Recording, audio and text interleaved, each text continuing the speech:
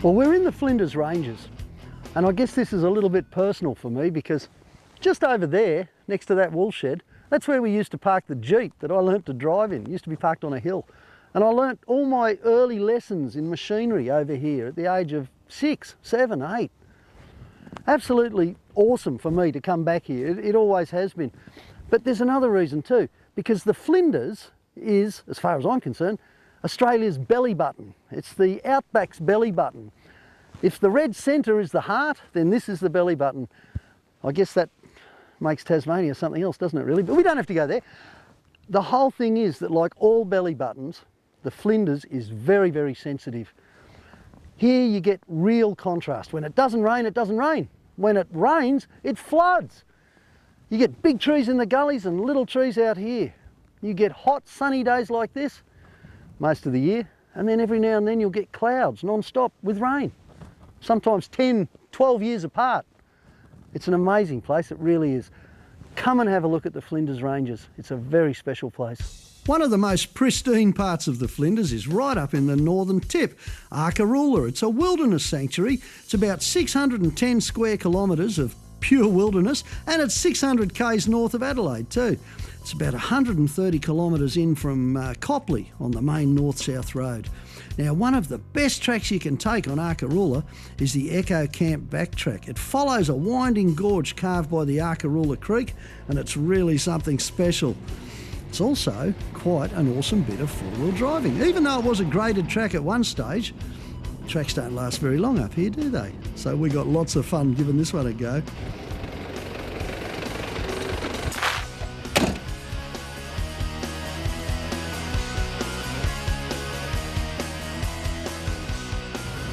Well, this is what the Flinders Ranges is all about. Lots of hills, lots of sunshine, lots of very steep little tracks, lots of rocks, and a fair bit of wind as a rule, especially this time of the year. Now, driving wise, what do you need to know? Not a lot, but if you're going to take on some of these backtracks, especially the ones that, you know, people tell you are for the heavier four-wheel drives, that's the term they like to use over here. What they mean is no little ravs and things like that. And mostly it's a clearance issue. You do need a bit of clearance. Standard clearance, standard sort of Toyota clearance is fine, I guess, you know, within reason, but a couple of inches makes all the difference in the world, doesn't it? You need good tyres. I can't stress that enough.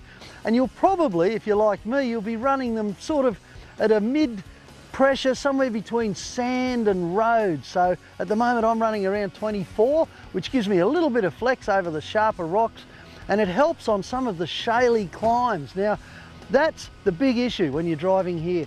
You're going to find some really steep sections of track. It's fantastic fun, but before you do it, there's a couple of things you want to appreciate, I guess. One is your tyres are down a little bit. Two, you don't have anyone coming up behind you or too close in front. Give yourself lots of room so that you get that whole bit to yourself, otherwise you might be rolling backwards. Rolling backwards, make sure your mirrors are working, okay? Have good mirrors because there's a fair bit of backing up involved in some of these tracks. Very handy stuff. What else? Well, most of all, you need you and your truck here so you can enjoy it. Come on over and have a look, it's great. Might be great, but it's tough on tyres too. Look at those rocks, they're spitting out all over the place.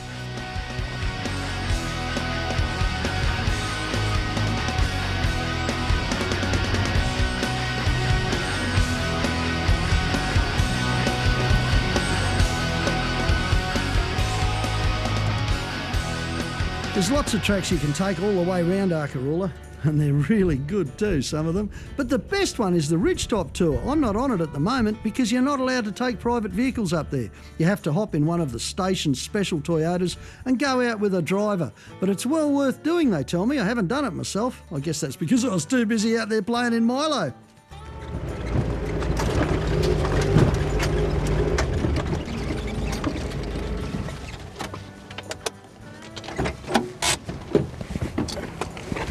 Come and have a look at this.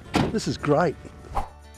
Back in the 1940s, a gold prospector came through here, a guy called Alan Lively. And he found some trace here and decided to sink a hole in the side of the hill, and he found some gold too, apparently. He found the most gold ever found around here. And he stayed here long enough to build a camp. Now what amazes me about this is that in the 1980s, my brother and I were building camps just like this. We didn't do the stone part because we didn't have stones, but bush timber wired together, sheets of tin on top. That's a sort of an Aussie pioneering principle, isn't it? To sit out here night after night, probably on your own, with nothing around for miles and no people for days. Wow, that's just extreme, isn't it? I think that's just amazing. It's changed so much and so rapidly. We've got Arkaroola just down the road, hot showers, drinks, meals, wonderful place, it's just fantastic. And yet, when I was a kid here in the 60s, we had the mail truck come in every couple of weeks. Completely different way of life, you know. And now I can come in here in my four-wheel drive and, you know, I've got everything with me. It's just fantastic. You have to come and experience places like this to get the feeling. And it's a beaut place to drive too. You've just got to love some of this hill country around the Gammon Ranges. It is awesome.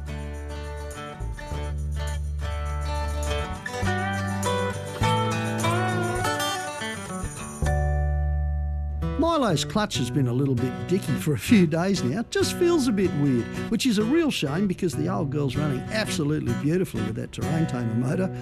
In fact, it's going better than it's ever gone. But that clutch has got me worried, so I thought I'd drop in on me mate Walter and see what he had to say about it. This is one of the best equipped workshops up this end. Hey, Walter! John, How are you, nice to mate? see you here. Yeah, you too.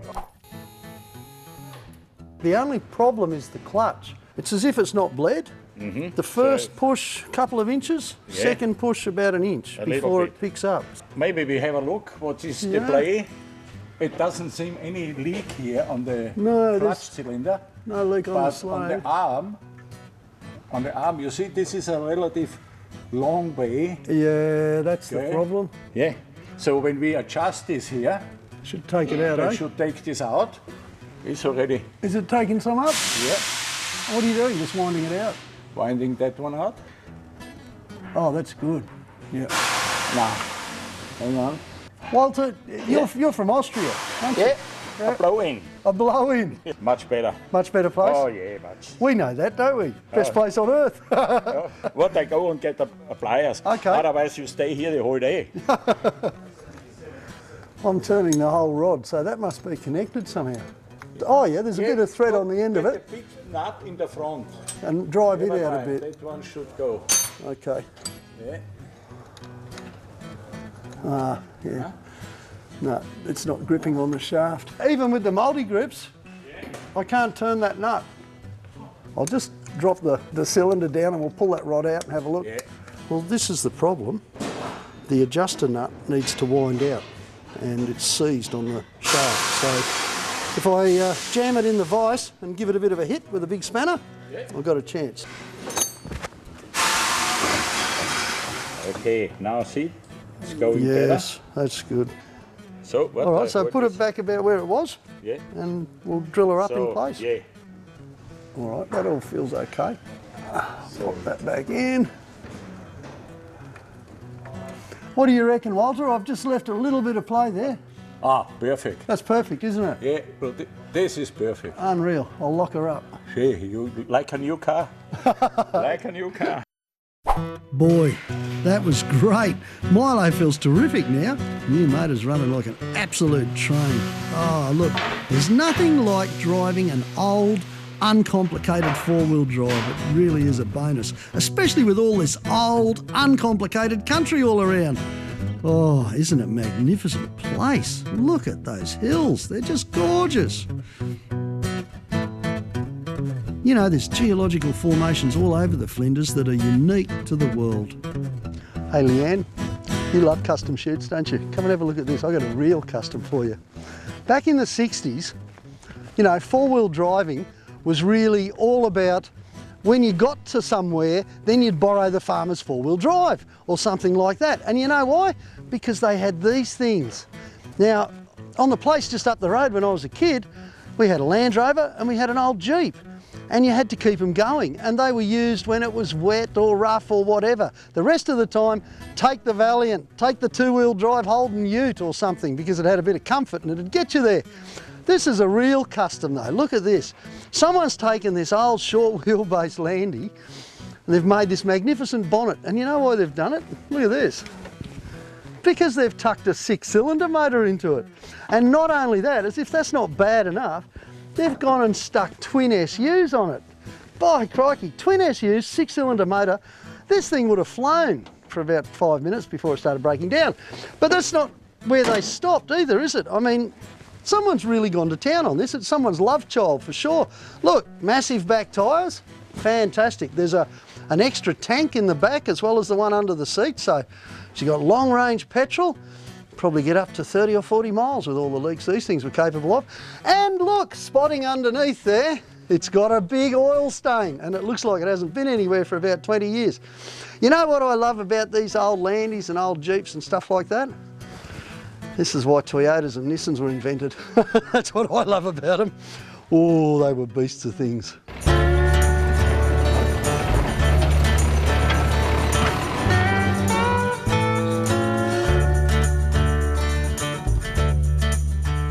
You know, when you get stuck for things to do at Arkaroola, or anywhere up here for that matter, don't forget that at night time you've got some of the best stargazing in the country up here. There's no ambient light, no street lights or anything like that to muck up the view. And of course these desert skies are as clear as anything. This is the back left-hand tyre from the 100 series that was just in front of me the other night on the road. The girls were driving.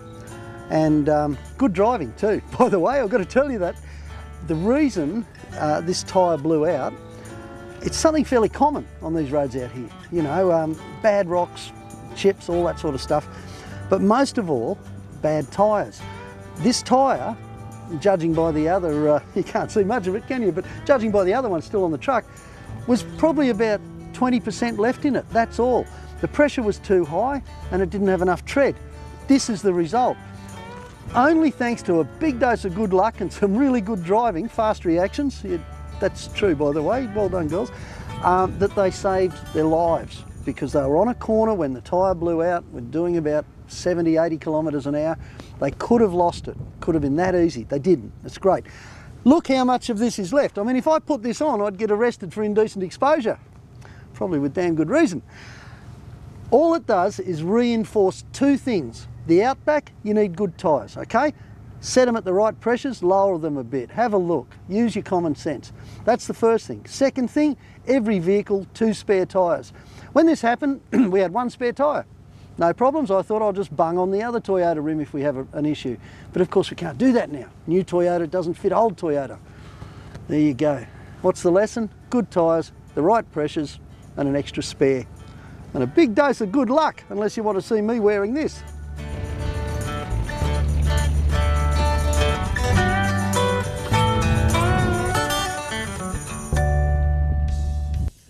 After mucking around up in the northern Flinders for a few days, we decided to head south and meet up with the members of the Adelaide Jeep Club. Well, some of the members anyway. They're a beaut bunch of people, 60 members since 1999. This is terrific because what we've got is a cross-section of Jeep offerings, and we're going to open up the world to some of you people who don't really know about Jeeps.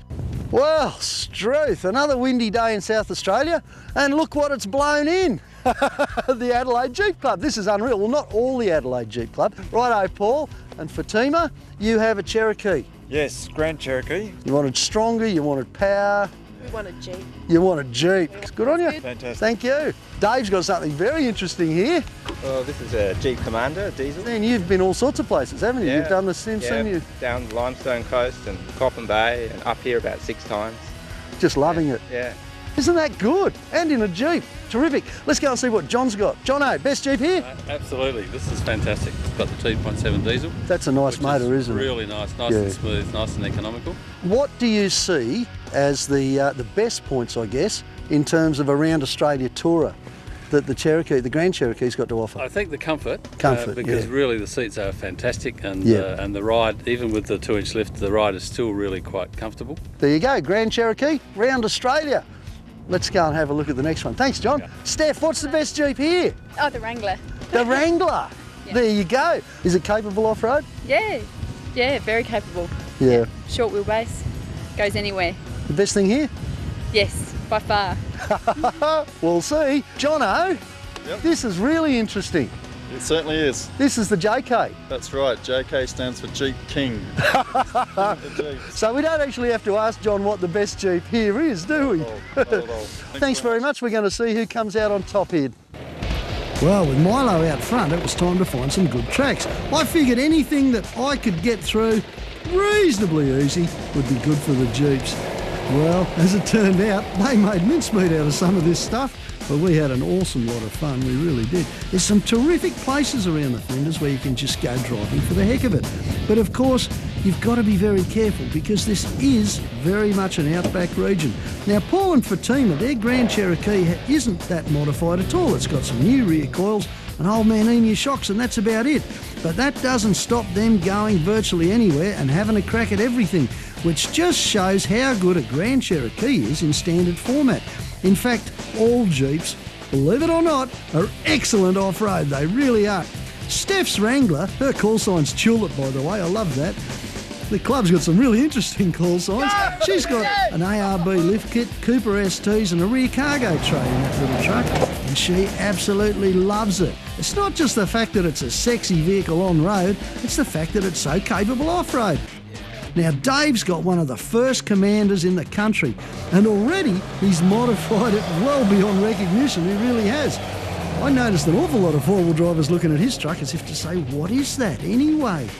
He's done some terrific stuff to it, and a lot of it has been thanks to an excellent 4x4 shop, Mount Barker 4x4 in South Australia. They really helped him out. Custom rock rails and sliders, all sorts of stuff, although I think Hazard Engineering might have done that. And they put in a custom long-range tank. I mean, the thing's got 210 litres of capacity. That's more than my old girl, but I wasn't going to let them have all the fun, was I? I had to go out and have a little bit of fun myself. Can never resist, you know.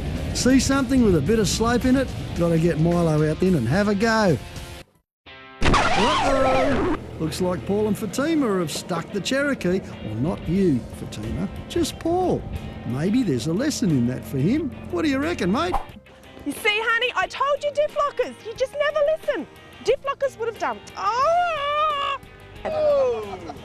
This gives a new definition to airborne. Yes. Paul the pilot. Not if they've got diff locks. There you go, you got the order, diff locks. That's it. Flux it is. Diff locks it is. Come on, we'll get him out.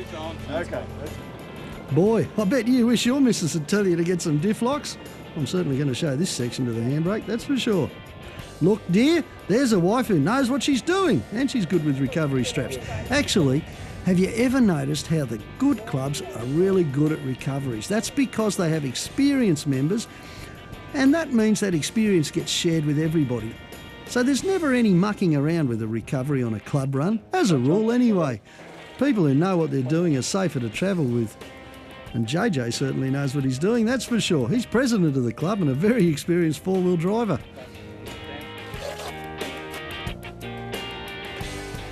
The funny thing about this recovery was that it happened right in the middle of a fairly easy track. All clear. Just one little hard section, that's all it took to stick this Cherokee. And you know what? That's the way it goes off-road, it really does. You can be scooting down the easiest track in the world and you just decide to take one little digression to the side and there you are, stuck for a long time. But we weren't stuck for very long, not at all. Not when we had all those beautiful geological formations to look at. Oh, you know what? The geology of the Flinders gets me going as an old miner, but it gets me going as a four-wheel driver too, because where you've got country kicked up like this, you're going to have some tricky slopes and some great tracks. And there's so much exploring to be done through this region too. Pity it hasn't rained in the last 12 years though. That dust was getting to be a bit of a case. But you get that. Plenty of dust makes for lots of fun afterwards anyway.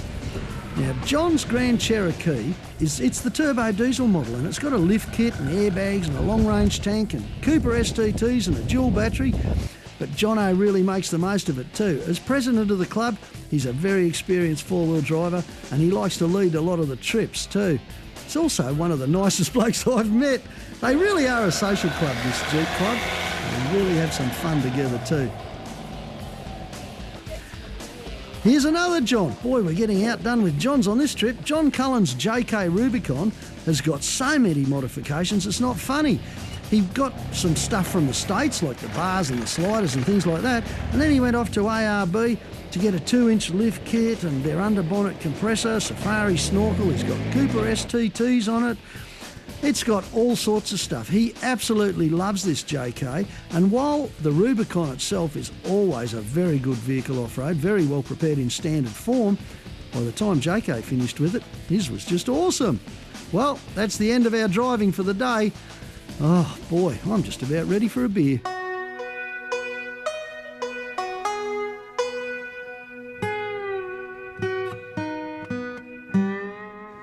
Well, what a great day's four-wheel driving that was. Made even better, and possibly a little bit longer, by the Adelaide Jeep Club's insistence on the practice of what they call happy hour. So here we are at about midnight. We're going to try something a little bit different. You're going to say that's not unusual. Leanne suggested we call it mañana lasagna, which is not really as Mexican as I wanted it to sound, but we'll go with that. That's pretty good. I think a Mexican pie might come closer to what we're going to do tonight. Now, I've got a little bit of assistance here from the Jeep Club. Jono's peeling onions, and as we all know, there's only two things make a Jeep owner cry: onions and the price of parts. And Dave, of course, well, I got Dave on the avocado. He's doing a lovely job slicing it up. But now, we'll kick this off with a little bit of olive oil. There you go. Give it a good old swathe of the olive oil. Thank you, kind sir. That's all right, all done. Oh, what an awesome job. Lots of onion. Okay, there goes the onion. In goes the mince. I think there's probably about a kilo and a bit. Now, while that mince is starting to brown up, we'll start lobbing in some of the taste factor. Here we go. Oyster sauce, a good swab. Got a little bit of Worcestershire sauce. Why? Don't know, it tastes good. In it goes. Soy. Now you could say, why use oyster and soy? And I'd have to say, I'm not sure, but I'm going to, okay? And a little bit of mild chilli. Here we go. There's only 2 tablespoons of chilli. These are called refried beans. Refried beans are wonderful. These are Ardmona crushed tomatoes. I left out one ingredient, and it's essential, it really is. Good old squirt of honey. Essential ingredient time. Corn chips. Good old layer of corn chips down the bottom of the pot. Oh, now it looks like what you said it looked like, Steph. Now you can see what I'm doing here, can't you? And that's where that lasagna thing comes in that Leanne mentioned. This is built in layers, okay? A layer of corn chips. In goes the rest of the meat.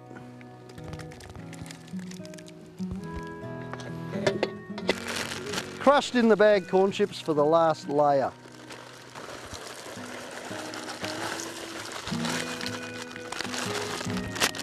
A little bit of taco sauce.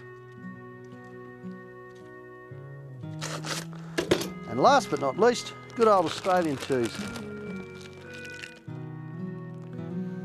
Let me see what you did to those avocados, Dave. Oh, look at that, mate. They look like little mousies, don't they? You've done a wonderful job there, mate. A little bit of avocado. Swiss Army scalpel. More cheese on top of the avo. And on goes the lid and we're into the fire. Gee, it's heavy.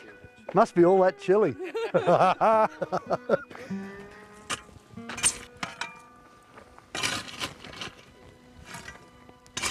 That's a beautiful fire, guys.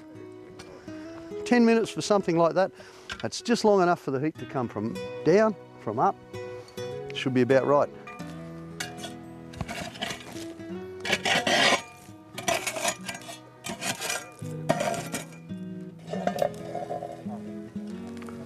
Get a load of that. That is Mexican pie, cooked to perfection.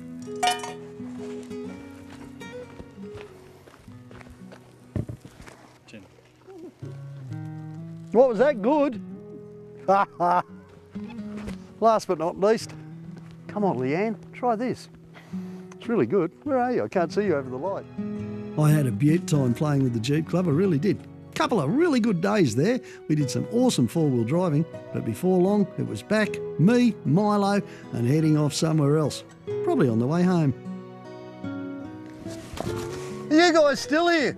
I thought it was all over. Hey, I hope you enjoyed the trip around the Flinders. I know I did. What a fantastic part of Australia. All right, guys, well, I'm going back to bed. I'll see you next time.